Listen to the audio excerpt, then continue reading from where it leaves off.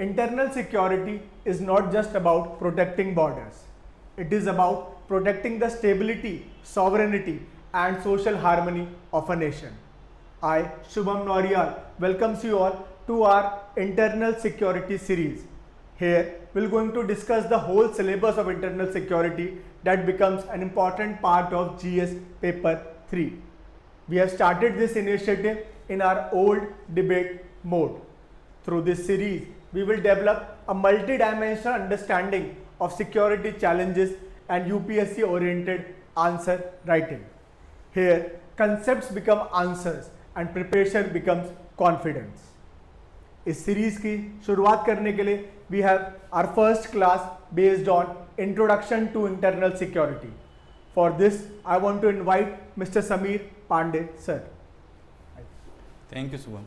Sir, तो हमारी ये न्यू सीरीज है जिसमें हम national security, internal security discuss करने वाले हैं, जो कहीं ना कहीं जीएस पेपर 3 का एक इंपॉर्टेंट टॉपिक आपका बनता है.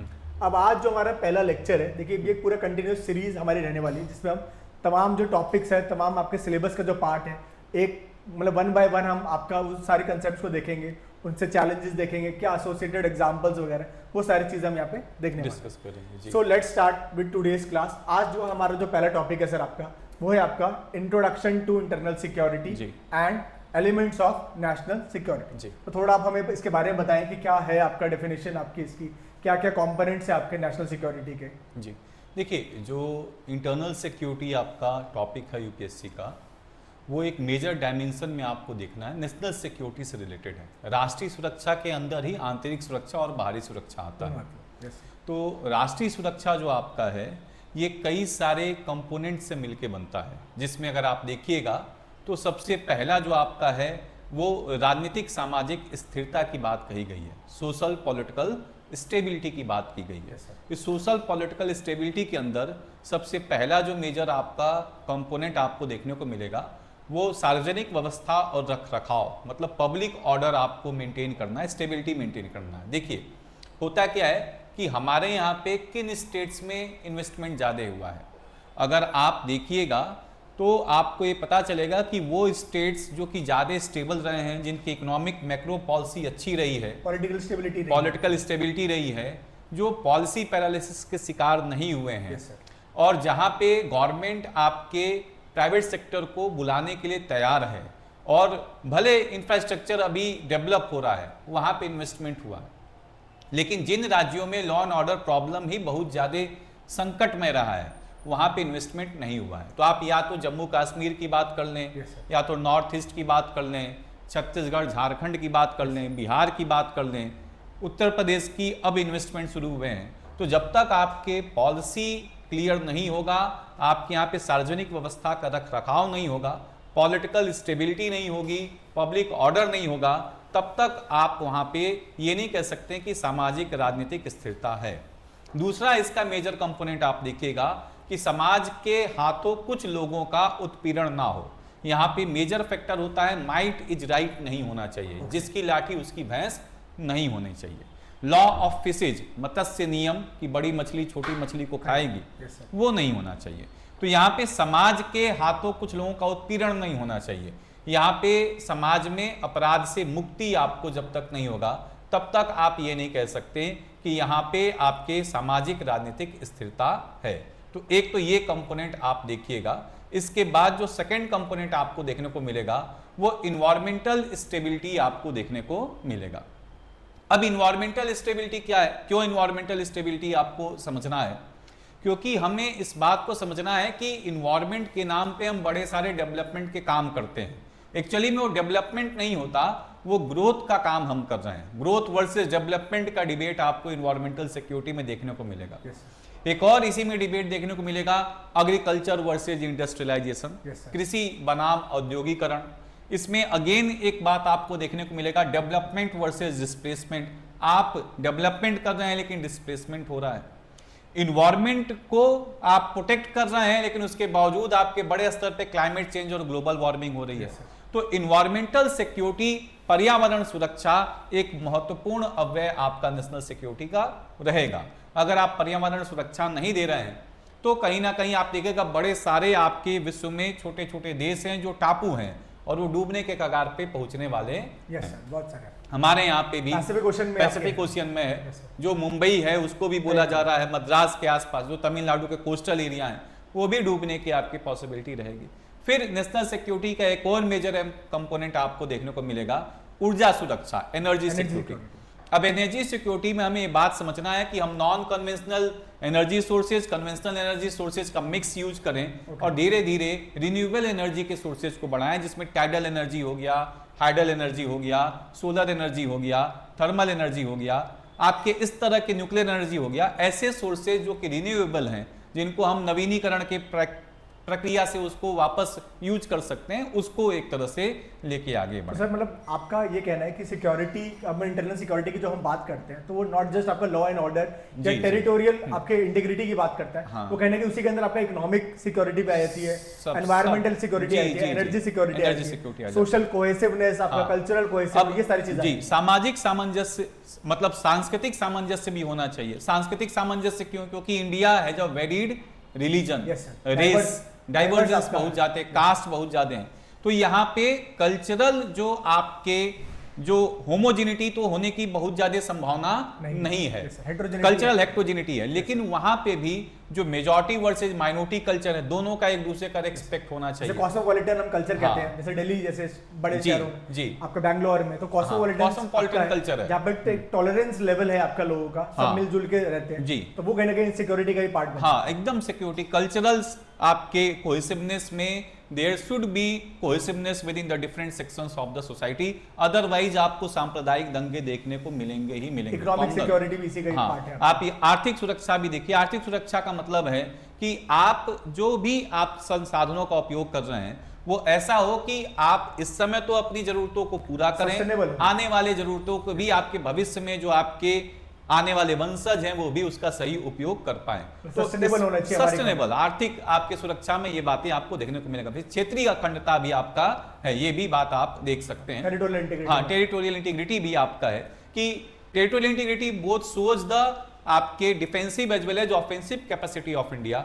इंडिया के रिसोर्सेज का कोई एक्सप्लॉटेशन ना कर पाए, कोई जमीन का अधिग्रहण ना कर पाए, गलत तरीके से प्रवास भारत में ना हो, अवैध घुसपैठ ना आए, क्योंकि अवैध घुसपैठ आएंगे तो भारत के संसाधनों का दुरुपयोग करेंगे। हमारा जमीन कोई ना ले ले, हमारा पीओके कब्जे में है, स्काई चीन कब्जे में है, तो ये टेरिटोरियल इंटीग्रिटी के लिए पूरी तरह से खतरा है। चाइना का क्लेम कि अरुणाचल प्रदेश हमारा है, ये टेरिटोरियल इंटीग्रिटी के लिए खतरा है। तो सारे सिक्योरिटी चैलेंज, ये सिक्योरिटी चैलेंजेस आप देखिएगा।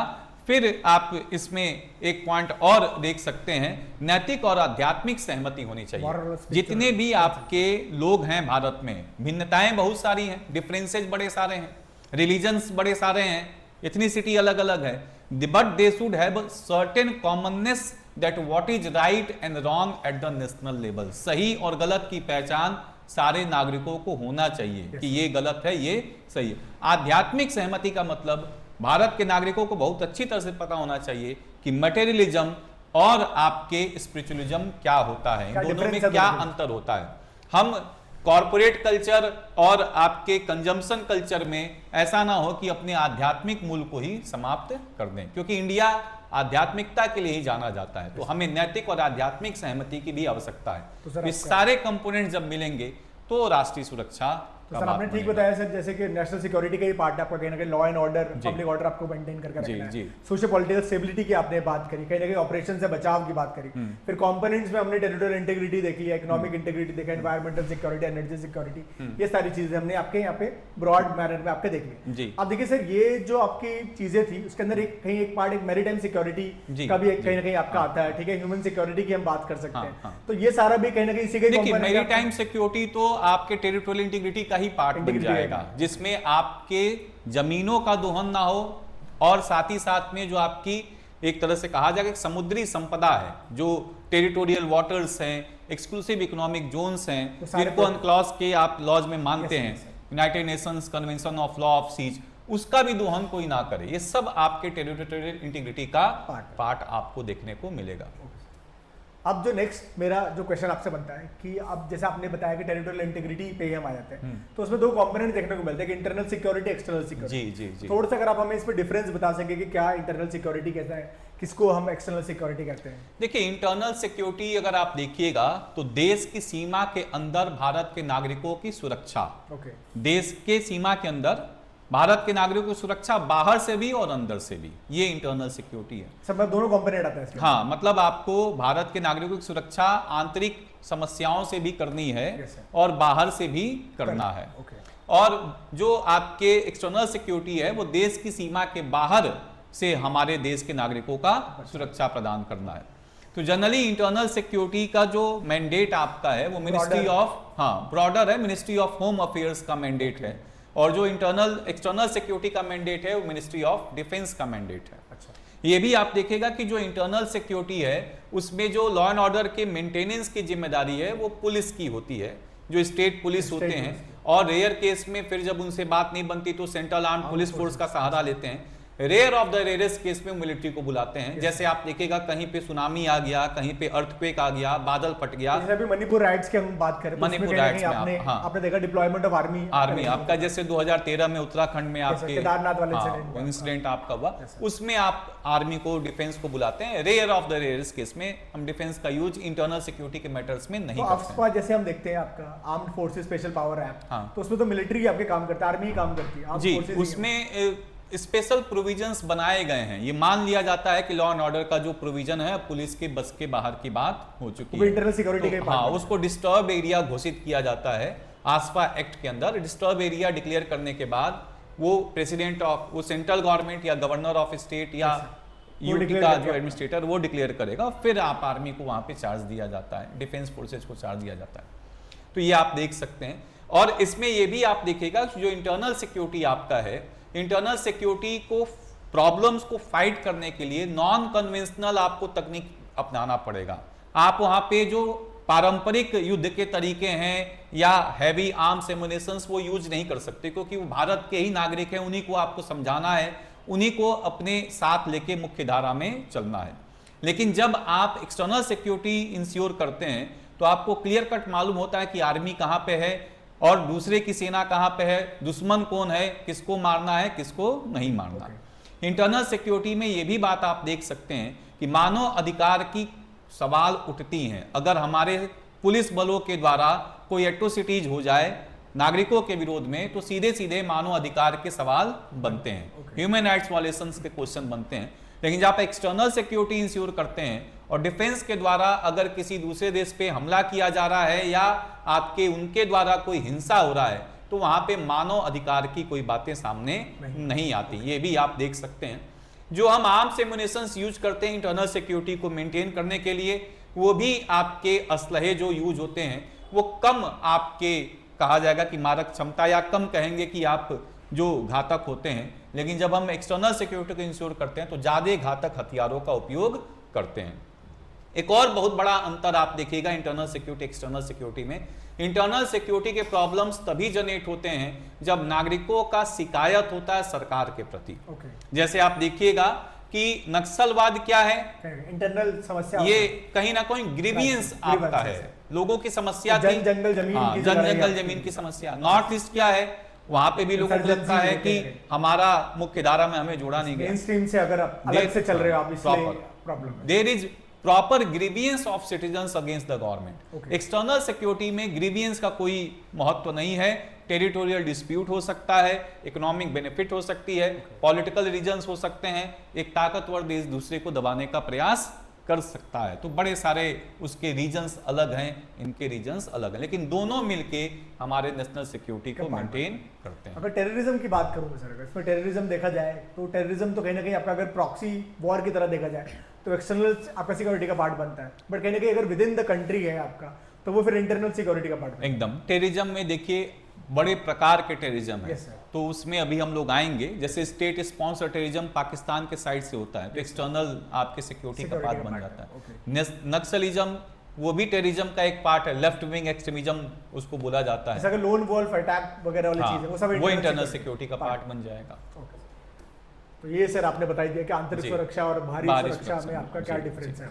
नेक्स्ट जो हमें देखना है सर कि वो है classification of threat, because from the time of आपका मॉडर्न आपका जब टाइम पीरियड है उससे देखते हुए आ रहे हैं, तो कौटिल्य साहब ने आपके काफी अच्छा अर्थशास्त्र में भी आपका थ्रेड्स बताए थे, आपके जी, काफी टाइप के थ्रेड्स बताए थे, जो उसी को हम आगे कंटिन्यू भी करें। तो अगर आप उसके बारे में हमें कुछ बताएं। देखिए, कौटिल्य जो हमारे भारत के एक धरोहर हैं, यस सर, और सबसे बड़े विद्वान राजनीतिज्ञ में से माना जाता है, तो उन्होंने 4 प्रकार के आपके थ्रेड बताए हैं।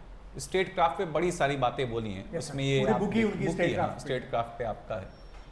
तो यहाँ पे इन्होंने कहा कि आंतरिक बाहरी, आंतरिक समर्थित बाहरी, बाहरी समर्थित आंतरिक। तो internal external, internally aided external, externally aided internal, 4 प्रकार के इन्होंने थ्रेड बता दिया। तो कुछ ऐसे थ्रेड जो टोटली इंटरनली हैं, भारत के अंदर ही हैं, जैसे कम्युनल वायलेंस, धार्मिक हिंसा हो गया, 2 धर्मों के बीच में बड़े स्तर पे लॉ एंड ऑर्डर प्रॉब्लम, आपके सिक्योरिटी ऑफ स्टेट के चैलेंजेस आ गए, विभाजन के समय राइट्स अभी हुए, जी, फार्मर राइट्स तो छोटे स्तर पे था और उसको आप सिक्योरिटी ऑफ स्टेट नहीं कहिएगा। अच्छा, वो सिक्योरिटी चैलेंज, वो सिक्योरिटी ऑफ स्टेट के अंदर नहीं आएगा। अगर हमारे देश के कुछ नागरिक अपने अधिकारों को लेकर लड़ें तो उसमें भारत की अखंडता, एकता, संप्रभुता चुनौती पे नहीं है। रेड फोर्ट पे जो इंसिडेंट हुआ आपका, इसमें वो public order, law and order problem हो गया, ये माना जा सकता है, but it is not a challenge to the sovereignty, integrity and unity of India. एक इंसिडेंस ऐसा हो गया जो कि इस तरह के आपको देखने को मिल रहा है, लेकिन वो नहीं कहा जा सकता। नक्सलवाद है, देखिए जब आप कहिएगा कि सिक्योरिटी ऑफ स्टेट के चैलेंज है, तो उसमें सिंपल आपको बोलना पड़ेगा कि भारत की संप्रभुता, अखंडता और एकता को चुनौती अगर कोई देता है, अगर कोई चैलेंज करता है, तब आप मानेगा कि वो खालिस्तानी मूवमेंट इसमें जी एकदम बन सकता है। ठीक है, तो यहाँ पे आप देखिएगा कि इंटरनल हो गया जैसे कॉमनल वायलेंस आपका हो गया, एक्सटर्नल हो गया जैसे पाकिस्तान आपके आतंकवादी सपोर्ट आपका कर रहा है, एक्सटर्नल आपके डेफिनेशन में आ जाएगा, थ्रेट में आ जाएगा।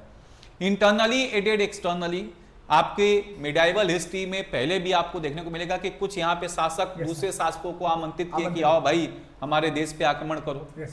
उसी तरह से हमारे यहाँ पे कुछ ऐसे समूह हैं जो कि एक्सटर्नल ग्रुप्स को सहायता प्रदान करते हैं, गवर्नमेंट के फाइल्स चुरा के उनको भेज देते हैं, गवर्नमेंट के इंफॉर्मेशन भेज देते हैं, कॉर्पोरेट बॉडीज के नॉलेज कोई आपके लोगों के पास है वो ट्रांसफर कर देते हैं। तो ऐसे लोग जो भारत में रह के भारत की खुफिया जानकारी दूसरे देश को दे रहे हैं, इनको बोला जाएगा इंटरनली एडिंग एक्सटर्नल आपके थ्रेट्स। ट्रेड सिगरेट्स आपके भेज दिए, कोई आपके डिफेंस के डॉक्यूमेंट चुरा के भेज दिए, ऐसे आप देखिएगा इसरो के डॉक्यूमेंट्स भेज दिए।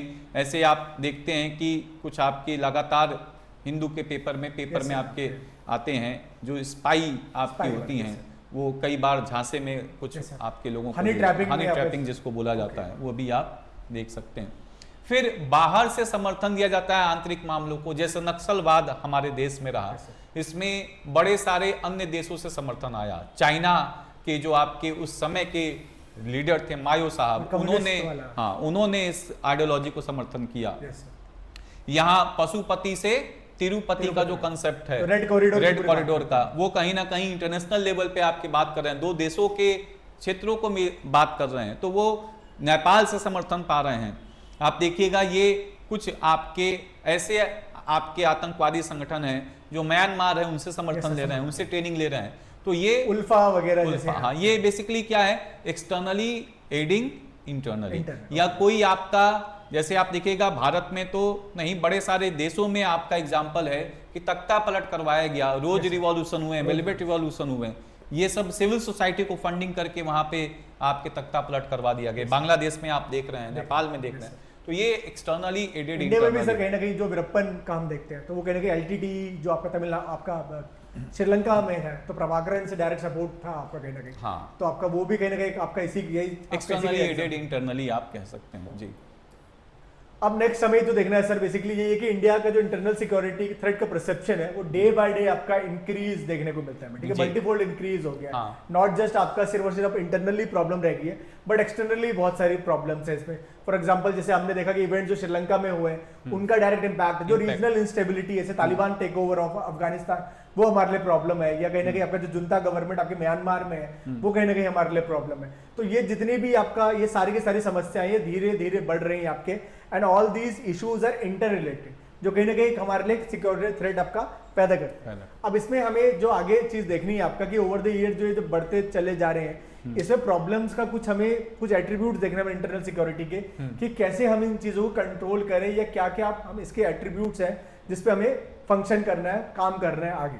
तो वो आप हमें थोड़ा जनरली एट्रीब्यूट्स अगर आप देखेगा इंटरनल सिक्योरिटी के, तो एक्सटर्नल नेशनल सिक्योरिटी के जो एट्रीब्यूट्स हैं, जो लक्षण हैं, उन्हीं लक्षणों को आप इंटरनल सिक्योरिटी के लक्षण भी मान सकते हैं। तो जैसे हमने वहाँ पे बड़े सारे कंपोनेंट्स देखे कि एनर्जी सिक्योरिटी हो गया, इन्वायरमेंटल सिक्योरिटी हो गया, आपके कल्चरल कोहेसिवनेस हो गया, और फिर आप देखिएगा कि इकोनॉमिक सिक्योरिटी हो गया, पॉलिटिकल सोशल सिक्योरिटी हो गया। तो वही बातें आपके इंटरनल सिक्योरिटी के कंपोनेंट्स पे भी, एट्रीब्यूट्स पे लागू होती हैं। लेकिन जनरली आप इसको ऐसे कह सकते हैं कि शांतिपूर्व सह अस्तित्व, सांप्रदायिक संभाव, मतलब पीसफुल को एग्जिस्टेंस हो हमारे लोगों के बीच में, जो वहां पे हमने बोला है कल्चरल कोहेसिवनेस के रूप में। वही उसी का हाँ, वही आपका। फिर वहां पे सोशियो आपके जो पॉलिटिकल स्टेबिलिटी बोला है कि जो माइट इज राइट नहीं होना चाहिए, वहां पे ये बोला है कि जो बड़ी मछली है छोटी मछली को नहीं खाएगी। तो वहां पे यही बात आपका बोला, डर से मुक्ति, संविधान के प्रति दी गई जो स्वतंत्रता है लोगों को पर्याप्त रूप से मिले। Rule of law, rule of law आपका है, विधि की शासन, रूल ऑफ लॉ, डर से मुक्ति, आपका जो बातें आपको देखिएगा, कानून व्यवस्था को प्रॉपर हमारे देश में लगाया जाए, ये भी आप देखिएगा कि इसका अव्यय है। आंतरिक शांति बनाने के लिए जो प्रयास हैं उनको लगातार किए जाएं।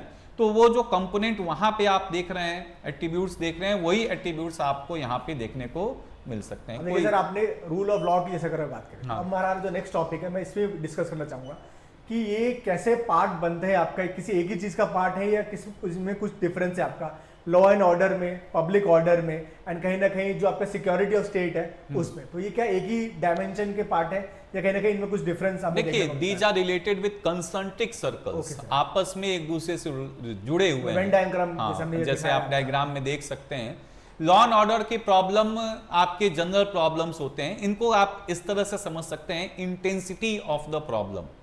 If there is more intense problem which is, और यहाँ पे एक और स्पष्ट बात आपको समझना है, उस बात में भारत की संप्रभुता, अखंडता और एकता को चुनौती दे रहा हो। अगर कोई ऐसी समस्या है जो भारत की सॉवरेनिटी, यूनिटी और इंटीग्रिटी को चैलेंज कर रहा है, then it will become the problem of security of state. Plus second, एक तो ये हो गया कि ये तीन कंपोनेंट अगर आपका कोई चुनौती दे रहा है, इंटेंसिटी, तीव्रता कितना है, फिर समय कितने समय के लिए वो प्रभावित किया और कितने लोगों को प्रभावित किया, ये आप देख सकते हैं। तो यहां पे आपके तीव्रता कितना है, इंटेंसिटी कितना है, कितने लोगों को प्रभावित किया, ये देख सकते हैं। और साथ ही साथ में वो भारत की अखंडता, एकता, संप्रभुता को चुनौती दे रहा है कि नहीं, इन बातों पे बात कर सकते हैं। Law and order problem is a general problem which is faced by the country of India. कोई भी, जैसे आपके कोई छोटा मोटा आपका क्या हो गया, किसी बात को लेकर चक्का जाम कर दिया आपके समाज के कुछ लोगों ने, तो ये हो गया विधि का शासन का समस्या, लॉ एंड ऑर्डर प्रॉब्लम। ठीक है। अब मान लीजिए ये बड़े स्तर पे आपका हो गया, दो समुदायों के बीच में आपके सांप्रदायिक हिंसा हो गया जिससे काफी लोग प्रभावित हो गए और ये कुछ दिनों तक चला और इंटेंसिटी ये थी कि इसमें 10-20 लोगों की जान चली गई, then it will become public order problem. Law and order के बाद पब्लिक ऑर्डर का प्रॉब्लम। अब सांप्रदायिक हिंसा इस प्रकार की होगी कि भारत के संप्रभुता, अखंडता, एकता को चुनौती दे रहा है, तो फिर वो आपका सिक्योरिटी ऑफ स्टेट की चैलेंज हो जाएगी। तो ये आप देख सकते हैं, इस तरह से आप देख लीजिए। ठीक है। इसमें से एग्जांपल्स की अगर हम बात करें तो जैसे अब लॉ एंड ऑर्डर जो आपने बताया, जैसे आपका नॉर्मल जो प्रोटेस्ट है, जैसे अभी आपका जो कांग्रेस जनता पार्टी का प्रोटेस्ट है, ये लॉ एंड ऑर्डर का चक्का जाम कर देते। जी। ये जो आपने अभी कहा था कि जो फार्मर्स का प्रोटेस्ट था, वो लार्जली आप क्या देख सकते हैं, वो आपके एक तरह से सेकंड जो आपका प्रॉब्लम आएगा पब्लिक ऑर्डर का, वो प्रॉब्लम आपका सीए के जो राइट्स थे आपके, वो कहीं ना कहीं पब्लिक ऑर्डर का, वो पब्लिक ऑर्डर के प्रॉब्लम, क्योंकि काफी टाइम तक वो चला। और उसमें काफी कम्युनल आपका राइट्स, कम्युनल वायलेंस आपका हुआ, कम्युनल राइट्स आपके हुए। और फिर अगर जैसे सिक्योरिटी ऑफ स्टेट को चैलेंज करने वाले से मणिपुर राइट्स हो गए, जो मैती और आपके कुकीज के बीच में हुआ, लंबे समय तक 6-6 महीने तक हुआ और बड़े लोगों की उसमें जान माल की हानि हुई है, पूरा राज्य ठप पड़ गया। नक्सलिज्म सिक्योरिटी ऑफ स्टेट है, Jammu Kashmir militancy security of state है, खालिस्तानी मूवमेंट भी कहने के जो operation blue security star of वगैरह सारा जी, था। एकदम वो राज्य की सुरक्षा है।